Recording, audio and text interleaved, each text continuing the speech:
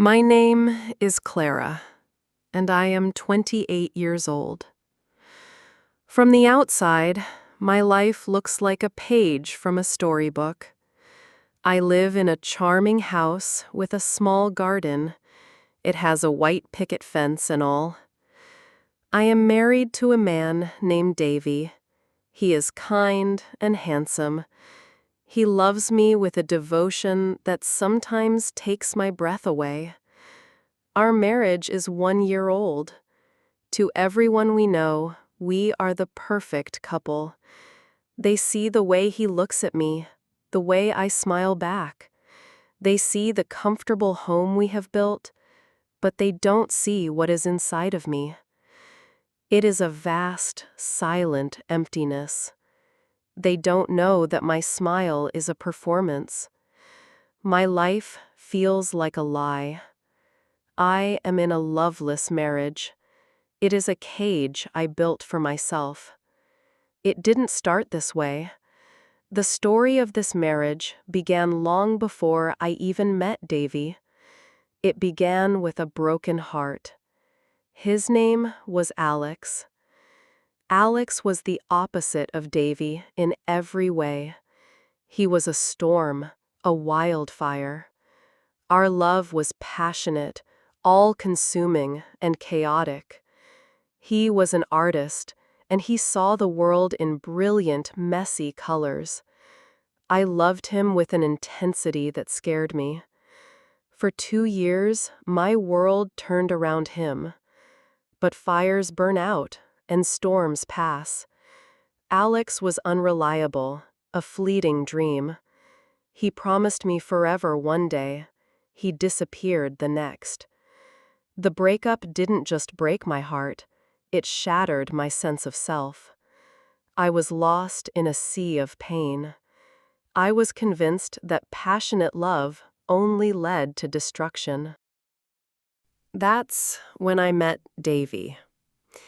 It was at a quiet dinner party hosted by a mutual friend. I was still raw, still nursing my wounds. Davy was calm. He was a gentle harbor in my violent storm. He was an architect. He was a man who built strong, stable things. He listened more than he talked. He had a quiet strength that felt like an anchor. He wasn't the wildfire I was used to, but a warm, steady hearth. He asked me about my day and actually listened to the answer. He remembered small details. For instance, he knew how I took my tea and my favorite genre of books. He pursued me gently, patiently. He never pushed. He was simply there, a constant, comforting presence. My friends and family adored him.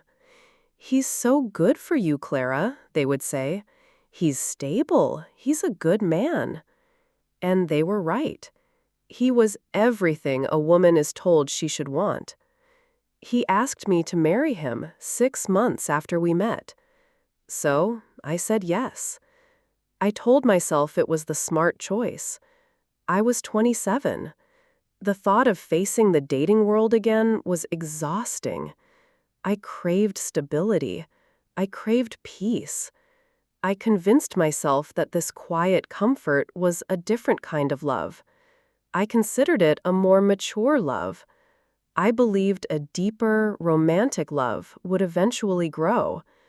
I thought it would happen in the safety of a marriage with this good man. It was a seed I planted with hope. I watered it with my daily affirmations. Love will come, I told myself. Just give it time. But it never did. Now, a year has passed. The seed I planted never sprouted. The soil of my heart remained barren. I live in a state of quiet desperation. Every morning, I wake up to the sight of Davy sleeping peacefully beside me. Then a wave of guilt washes over me. He is a good man. He deserves a wife who looks at him with genuine adoration. He does not deserve one who is just playing a part. He does so many things for me. These small acts of love feel like tiny cuts on my soul. He makes my coffee every morning, just the way I like it. A little milk, no sugar. He leaves little notes for me on the fridge. They are simple things like, "Have a great day," with a little hand-drawn sun. I came home from a stressful day at work last week. I found he had run a bath for me with candles and my favorite lavender scent. "You look tired this morning," he said, kissing my forehead. "I thought this might help you relax." I wanted to cry. They were not tears of gratitude, but tears of guilt. He is so thoroughly decent and caring. How do you tell a man like that his love feels like a weight? I couldn't. So I smiled, thanked him, and acted the part of the cherished wife. "That's so thoughtful of you, honey. Thank you." The words felt like ash in my mouth.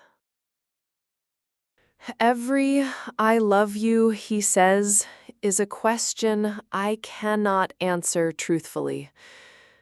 I say, "I love you too," back. With each repetition, the lie grows heavier. It echoes in the silence of our beautiful home. We have a life that is meticulously constructed. It is like one of the buildings he designs. Everything is in its right place. It is aesthetically pleasing and structurally sound. But it has no soul. It's a house, not a home. This is because the heart is missing. My heart. My closest friend, Maya, is the only one who senses that something is wrong. She doesn't know the full truth, but she sees the cracks in my performance. We've been friends since college. She can read me better than anyone. "You seem distant, Clara," she said to me last month over coffee. We were sitting in our favorite cafe. It is the one with the big windows and the smell of roasted beans. I stirred my latte, avoiding her gaze. "Just tired. Work has been busy." She put her hand on mine. Her expression was full of concern. "Is it just work? How are things with Davy?" "Things are great," I said, perhaps a little too quickly. "He's wonderful, you know that." "I know he's wonderful," she said softly. "But are you happy? Truly happy?" The question hung in the air between us. It was a simple question, yet it felt like a knife twisting in my gut. Was I happy? I had security. I had comfort. I had a man who adored me. I shouldn't have any reason to be unhappy. The truth was, I felt like I was suffocating. I felt like a ghost in my own life. I was just watching myself go through the motions. "Of course I am," I lied, forcing a bright smile. Maya didn't look convinced, but she let it go. She knows I'll talk when I'm ready. But the conversation stayed with me. Are you happy? The question began to haunt me. It was whispered in the back of my mind during my quiet commutes.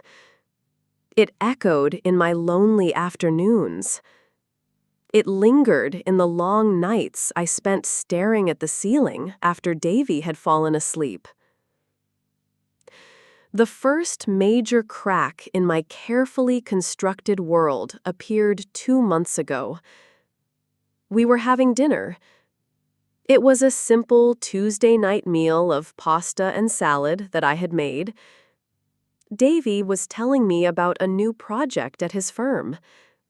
His eyes were bright with excitement. I was trying to listen and engage, but my mind was a million miles away. He suddenly paused and put his fork down. He reached across the table to take my hand. His hand was warm and strong. Mine felt cold and small in his grip. "Clara," he began. His voice was soft and full of a hopeful energy that made my stomach clench. "We've been married for a year now. Our house is stable. Our lives are good. I was thinking, maybe it's time we started our own family." He smiled, a wide, genuine smile. "What do you think about having a baby?" My entire world stopped. A baby, a child. It would be a living, breathing, permanent bond. It would tie me to him forever. It wasn't a possibility I had ever allowed myself to consider. A baby deserves to be born into a home filled with genuine love. It deserves a mother who is ecstatically in love with its father. How could I bring a child into this lie? My heart started pounding in my chest. Panic rose in my throat. It was cold and sharp. I must have looked pale, because his smile faltered. "Clara, are you okay?" I pulled my hand away, trying to compose myself. "Oh," I said, my voice barely a whisper. "A baby? Wow, that's a big step." "It is," he agreed, his hopefulness returning. "But a wonderful one. I can just imagine it. A little boy with your eyes, or a little girl with your smile." His words were meant to be sweet. To me, they felt like chains wrapping around me. I felt a desperate need to run. I wanted to escape the conversation, the house, the life I had chosen. I stood up abruptly. My chair scraped against the floor. I need some air," I mumbled. I fled to the back garden with my hands shaking. I stood there in the cool night air. I gasped for breath as if I had been underwater. The thought of a child terrified me. That ultimate, unbreakable connection was too much. It was the inciting incident I couldn't ignore. It was the moment I knew this couldn't continue. I couldn't just keep hoping for a love that would never arrive. Pretending was one thing, but building a family on dishonesty was a betrayal I wasn't willing to commit. After the baby conversation, a new tension entered our home. It was subtle, but I felt it in every room. Davy was patient, as always. He told me he understood it was a big decision. He said he didn't want to rush me. But the idea was now there, hanging between us. It represented a future. It was his future, a future he dreamed of. And it was my future, a future I dreaded. Davy planned a surprise trip for our anniversary. He was attempting to fix what he perceived as my hesitation. A second honeymoon, he called it. He booked a secluded cabin by a serene lake. It was a 3-hour drive from the city. It was incredibly thoughtful. It was a picture-perfect romantic gesture. And it was my worst nightmare.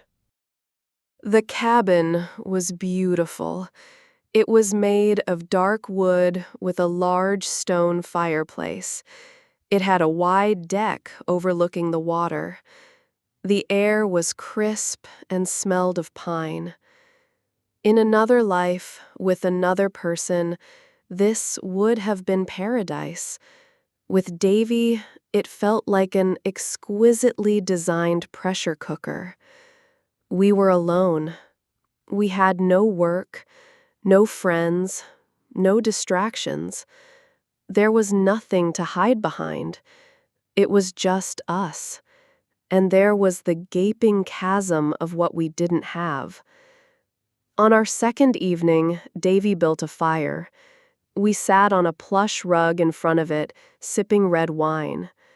The firelight danced across his face. It highlighted his handsome features. He looked at me with such pure love. My guilt became a physical ache in my chest. "A year," he said softly. His voice was full of wonder. "It's been the best year of my life, Clara. Marrying you was the best decision I've ever made." He reached out and tucked a strand of hair behind my ear. His touch was gentle. "I love you so much." I looked into his eyes, his hopeful, loving eyes. I felt like the cruelest person on earth. I was a thief. I was stealing this good man's time, his love, his dreams of a family. The 3 words I was supposed to say got stuck in my throat. I couldn't say them. Not here, not now. It would be the ultimate lie. I simply leaned forward and kissed him. It was a desperate, silent kiss. I hoped it would say everything I couldn't. But the kiss was hollow. There was no passion, no fire. It was just the meeting of lips. He must have felt it. He pulled back slightly, a flicker of confusion in his eyes. He didn't say anything, but the mood was broken. The perfect romantic moment had backfired. It highlighted our lack of connection instead of fixing it. We sat in silence for a long time after that. The only sound was the crackling of the fire. The silence was louder than any argument could ever be. Have you ever felt trapped in a situation you created? A life that looks perfect from the outside, but feels empty inside? It's a strange and lonely feeling. If you've ever felt something similar, please tell me in the comments. It gives me strength to know someone is hearing my words, someone who understands. The rest of the trip was strained. We went for hikes and we cooked meals. We went through the motions of a couple in love, but the illusion had shattered. The beautiful scenery only made the ugliness of my secret feel more pronounced. I felt like an actress who had forgotten her lines. I was standing on a stage with the spotlight shining on her, with no idea what to do next. When we returned home, I knew I couldn't delay the inevitable any longer. The failed trip was the final proof. I couldn't force this. I couldn't keep pretending. The guilt was eating me alive. The lie was suffocating me. It wasn't fair to me. More importantly, it was profoundly unfair to Davy. He deserved a real love and a real partnership. He deserved a real future. He deserved everything I couldn't give him. I called Maya and told her I needed to talk. This time, I was ready. We met at her apartment. It was a cozy, lived-in space that always felt safe. As soon as she opened the door and saw my face, she knew. "Oh, Clara," she said, pulling me into a hug. That was all it took. I collapsed into her arms. I finally let out all the tears I had been holding back for a year. I cried for my broken heart over Alex. I cried for the foolish decision I had made and for the cage I had built. I cried for the good man I was about to destroy. I told her everything, the whole messy, ugly truth. She listened without judgment. She just held my hand and passed me tissues. When I was finished, my voice was hoarse and my eyes were swollen. She looked at me with a sad, knowing sympathy. "I'm so sorry you've been going through this alone," she said. "But I'm proud of you for admitting it to yourself. You know what you have to do, don't you?" I nodded, another tear rolling down my cheek. "I have to tell him. I have to set him free. And set yourself free, too," she added gently. The conversation with Maya gave me the final ounce of courage I needed. That evening, I waited for Davy to come home from work. My heart was a frantic drum against my ribs. I had rehearsed the words 100 times in my head, but now that the moment was here, my mind was blank. How do you begin a conversation that will end a marriage? He walked in, smiling, loosening his tie. "Hi, honey. Rough day?" "Davy," I said, my voice shaking, "we need to talk." His smile vanished. He saw the look on my face and the gravity of the situation. He put his briefcase down slowly. He sat on the sofa opposite me. "Okay," he said, his voice cautious. "What is it?" This was it. It was the climax of my silent, year-long play. I took a deep breath, trying to steady myself. "This is going to be the hardest thing I've ever had to say," I began. My eyes were fixed on my trembling hands in my lap. "And there is no easy way to say it. I am so sorry." I looked up and met his gaze. His eyes were full of confusion and a dawning fear. "When I married you," I continued, the words tumbled out in a painful rush. "I wasn't being honest with you, or with myself. I was heartbroken from my breakup with Alex. I was scared, and I wanted stability. You were so kind, so good and steady. I told myself that I loved you. I convinced myself that real, deep love would grow between us over time." I paused. I swallowed hard against the lump in my throat. "But it didn't, Davy. I tried. I really, truly tried. But I can't force my heart to feel something it doesn't.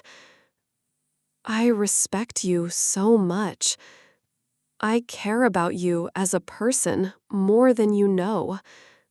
You are the kindest man I have ever met. But I'm not in love with you. And I have been living a lie for this entire year. The silence that followed was the most profound silence I have ever experienced. It was heavy. It was filled with the weight of my confession and his shattered reality. I watched as the color drained from his face. His expression went from confusion to disbelief. Then it changed to a deep, heartbreaking sadness. There was no anger, no shouting, just a quiet, devastating pain. It was worse than any anger could have been. "Was any of it real?" he finally asked. His voice was raspy and broken. "The friendship was real," I whispered. Tears were streaming down my face now. "My respect for you is real. My guilt is real. But the romance, the love a wife should have for her husband, I was performing. I'm so sorry, Davy. You deserve so much more than that. You deserve a real love." He stared at the floor for a long time. His hands were clasped tightly in front of him. When he finally looked up, his eyes were wet. But he was composed. He was still the strong, steady man I had first met. "I knew something was missing," he said. His voice was heavy with resignation. "I thought it was just me.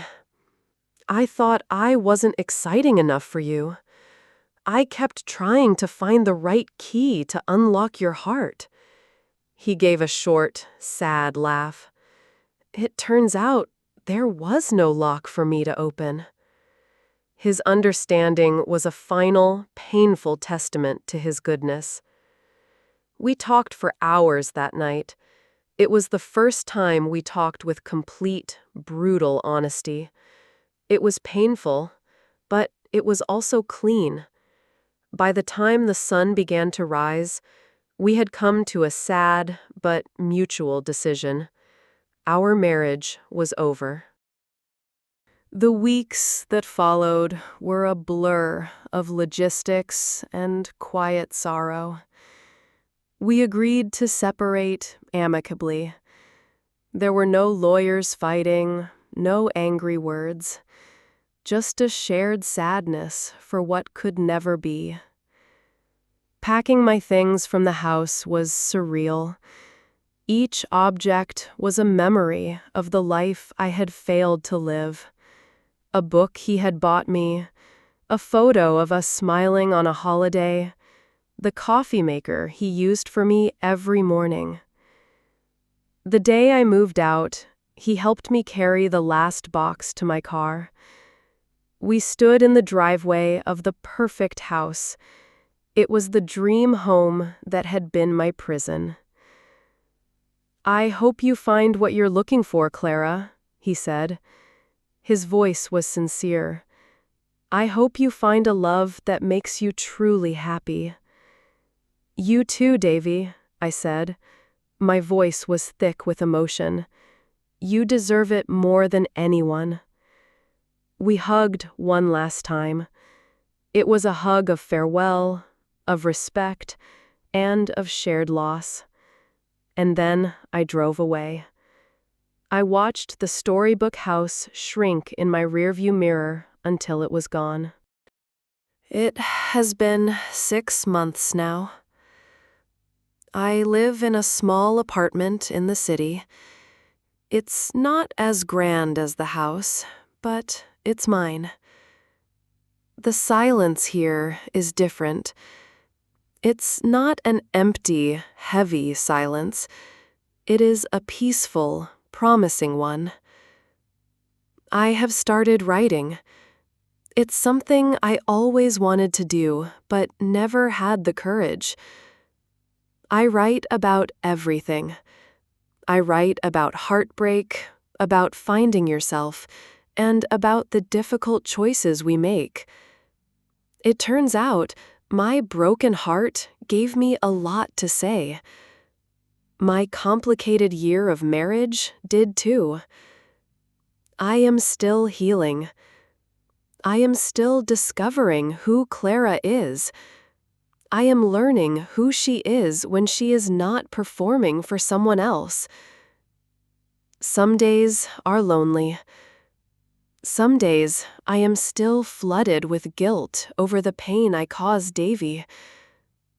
But for the first time in years, I feel honest. I am living a life that is true to me. It is a life that is still being built. The foundation, this time, is not fear. It's truth. Thank you for listening to my story. Walking away from a perfect life was the most difficult choice I've ever faced. I learned that true happiness begins the moment you have the courage to be honest with yourself. If this story touched your heart, please like, comment, and share. More heartfelt and inspiring stories are on the way.